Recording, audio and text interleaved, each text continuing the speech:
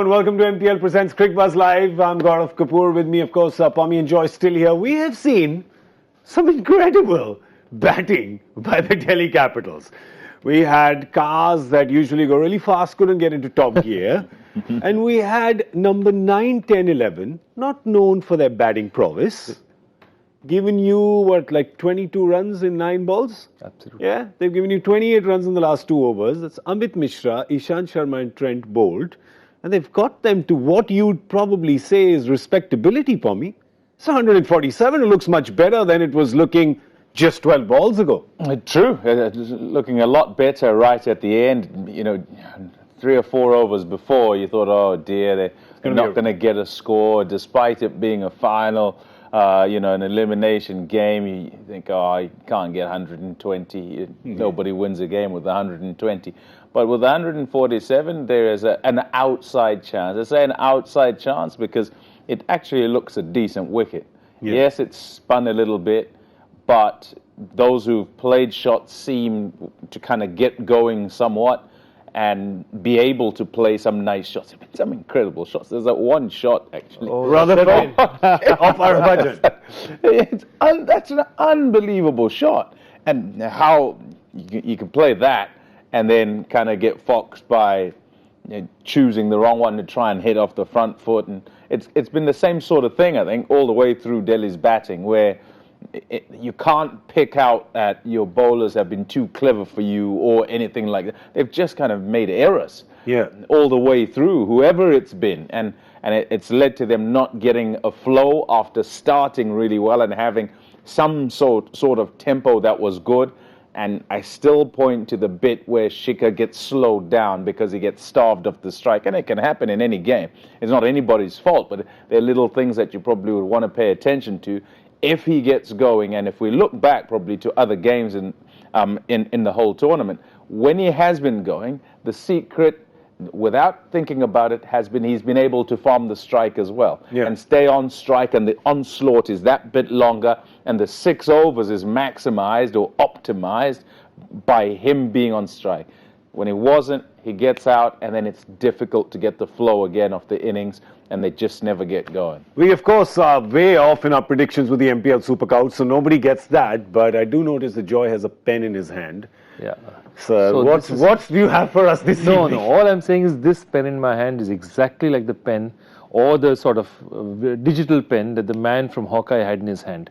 Because if Prithvi Shaw's ball, if that ball from Prithvi Shaw was out, a fast bowler hit reasonably up front, and the ball apparently crashing in the middle stump. The next one, I think it was Rishabh, and it's a spinner bowling. And Tahir, I could not...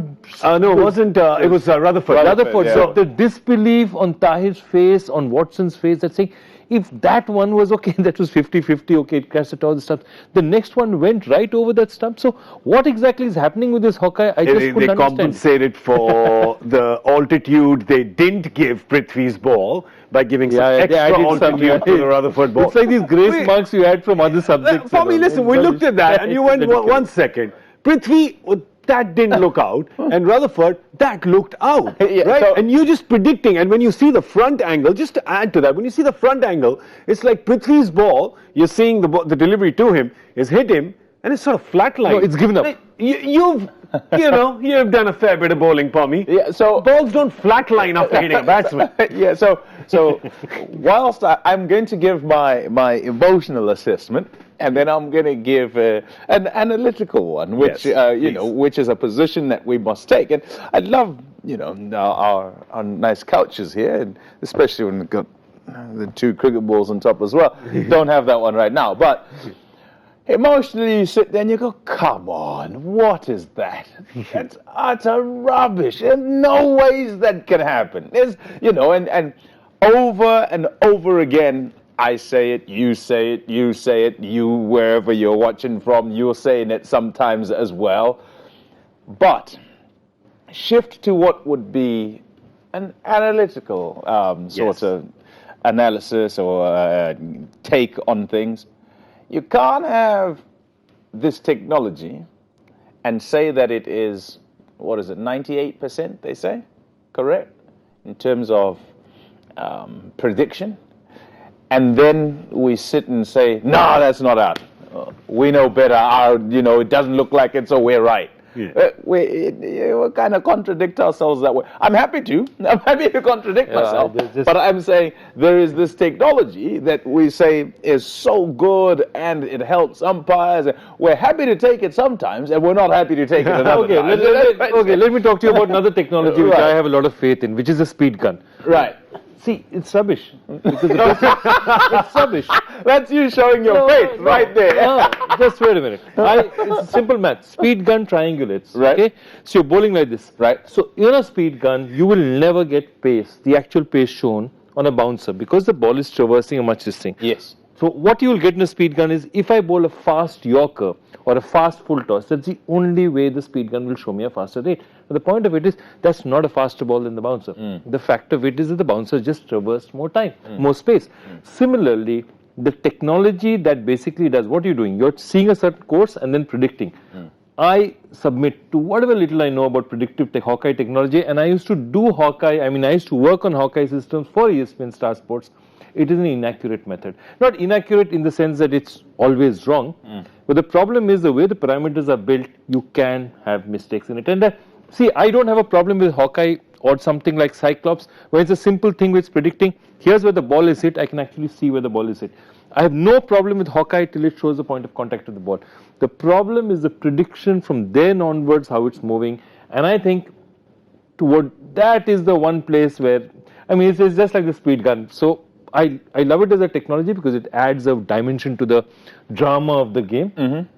I don't believe it. So yes, and I look the prediction in the path is what the kind of disagreement is, or the conjecture. Exactly. Where the ball is spotted, I have no problem. Yeah, all the time. It's always going to be there. So at the point, which is why you say we're sitting there and we're going, look, there's that leg spinner, hits and spin beats him, and you think, oh, is that hitting him in line?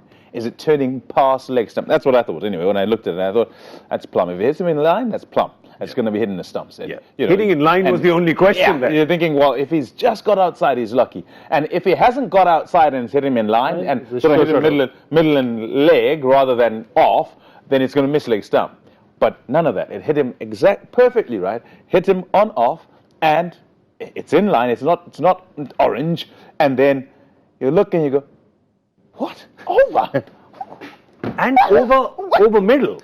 Yeah. Even over middle. See, you have to also just see, as I said, who am I to say? We see from the outside. Dhoni and Watson, they've all seen 300, 400 international matches. The way they looked and they had that, Dhoni had the look on his face. That's the expression, actually. Their expression told us that, one second, that is not It's not even borderline. Yeah. And listen, DRS, after all, the man owns the system. It is the Dhoni review system. When it fails him, you're just like, dude, come on, don't be harsh on the boss. But anyway, listen, that's done. We need to put it in the 2% bracket. Yeah, well, so 98%, correct? So that's in the 2%. No, it's the two wrong ones. It's the that's two. That's my point. 100% in this game. It's Both went the other way. But wait, let's come back. Let's come back to the Delhi batting and what the batsman did. Listen, you're looking at this 147 and you're going, oh, all right, that looks decent. It was looking dismal. As Pommie said, it was looking like it was going to be a run a ball chase for CSK. Way too easy. And this is what happened. They just kept losing wickets. And now, the question to you, Joe, is, did they keep losing wickets or did CSK keep taking them? See, CSK bowled very cleverly. They bowled very well. It was clever, wasn't it? It was clever, it was smart. They stuck to their spaces and they targeted. They said, okay, Munro's come in early. I'm going to target him with Harbhajan. They did that. He took a risk. He got one off. Then he didn't risk. So they used their resources extremely well. And the problem was that I think just, as I said, shot selection was not great. I wouldn't have want Shreyas Iyer to go at that stage. That was a bit of a shocker. We just got off Combox at the time, in fact, and we said that Shreyas was going to stay. But so, sorry. You're going. So, the interesting part, and I wonder if it's a pressure thing, and it's just the options that are taken being wrong. So, with Colin Munro taking on Jadeja, that's fine. I think left arm spinner into the left-hander, it's basically a free hit because it's with the spin. So if you think you can hit it and you think it's full enough, generally... The thought is correct. Yeah, the thought's correct, but the spin does him, it bounces probably a little bit more than he expects, so he drags it sort of squarer than he would like. And instead of going over there for 4 or 6, it goes to the fielder and he picks him out. Unfortunate, such is life. But you're thinking the right thing because you must take him on. You got to put him under pressure if he's bowling at you. That's why with the matchups where if Prithvi's still in, the off spinner's not bowling because he'll take him on and hit him out the ground. Then when Shreyas gets out, it's a bit odd for a guy who has been so spot on with the way that he's batted through the tournament and how things have gone. He's worked absolutely everything. He's been so good this tournament as skipper as well as with his batting. He takes on the leggy to try and hit him onside on a pitch that has been turning. So it's just like, well, where's that come from? And so that's the error. And trying to whack it this way, goes top edge, bounces a little bit, turns away, up it goes. And so those errors, as I say, they've just continually made little errors that have let CSK back in. And if you let them in, we said at the start, they're wily, they're smart. They get an opportunity, they know how to take it. Bravo, 2 for 19 or whatever. Yeah, and Shardul never came back to bowl. He bowled the 1 over, went for 13. He's like, oh, I don't need him. I've got the extra option today. Which also means he's played one less bats. They've had batting woes. They've had batting woes in the power play. Delhi would want today to sort of, they know that's when they can win and lose the game. Because if you let them go in the power play, if Delhi lets them go today in the power play, that's game over because you got Dhoni waiting at the back to finish whatever. Correct. Right? So they got to put pressure on the power play and give Chennai the kind of power play that Chennai's been getting. Absolutely. And you have to attack early because again, you have and Dhoni would also be aware that if they get 30, 40, 45, 50, even 50 in the power play, game is almost over. 50 with 1 or 2, they'll take it. They don't need to take any risk. What I love about it is almost you have 2 old war horses playing for Delhi. Ishant, Amit Mishra. They've been around from the start of the IPL. Yeah. And they've been great international players. Never had great IPL careers. Amit Mishra's had a decent IPL career. Ishant has started to deceive in the IPL. Now they're playing for their home city. They've finally got a sniff of a chance of reaching a final. And they've, with the bat, they've tried to put on those 10, 12, 15 extra runs to give themselves a chance. I'd love to see them doing something because I really feel that that's their only chance. That those guys say, guys, we have one shot. Ishant, get us something early. Yeah, and keep the fielding tight. They've messed up a bit in the last game, right? Keep the fielding tight, no misfields, no dropped catches. Apply the pressure in the power play. Going to quickly show you the CSK 11 so that you can see that they're playing one batter short today because they brought Shardul in for Murli Vijay. And of course, they've had woes. They've had Shane Watson, Ambati Raidu, who've not been giving them runs. They've got runs from Faf and recently from Raina and of course from Dhoni. Well, they're still batting up till 7, 8, perhaps Chahar, Thakur can hit a few balls. They've gone on about, we've gone on about, they'll stick with Watson, old war horse will get them runs when it counts. Well, it counts today. Yeah. They need him today.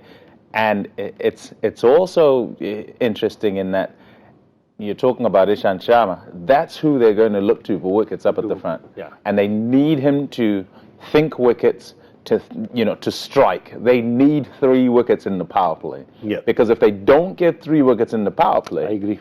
Then the game's gone. And even if it's like 40 for 1, it's not enough. Yeah. And they're not going to come back into that game that way. They need up at the front to knock a couple over and make sure that they're driving things and can then sort of have CSK trying to hang on in the game as they go along, where then they'll just chip away towards the back end. If it doesn't happen that way, I tell you what, I'm make a prediction. I don't know what Joy thinks, but it's looking like the old war horses are going to get to the final again. Yeah, another final for CSK is you're saying advantage CSK. Joy, what are you saying? My heart is with Delhi. I'd love to see Delhi knock them over. It won't happen unless they have wickets up front, but my mind says those wily old men will go have another trip to the finals. Oh, 4th CSK and MI final is what the 2 gentlemen here are predicting. A 4th in 12 seasons. Come on, guys. Come There's on, some squatting Delhi. rights, right? What is Come going on? Delhi. This can't be squatting. We need to see somebody new in the final just to mix things up. Well, let's see how the two teams go. Is it the young, exuberant team with all the energy, or is it the old war horses with all the calm? Well, we're going to see you at the end of the 10th over. Take stock of what's happened till then on MPL Presents Cricbuzz Combox. That's all we have for now. Goodbye.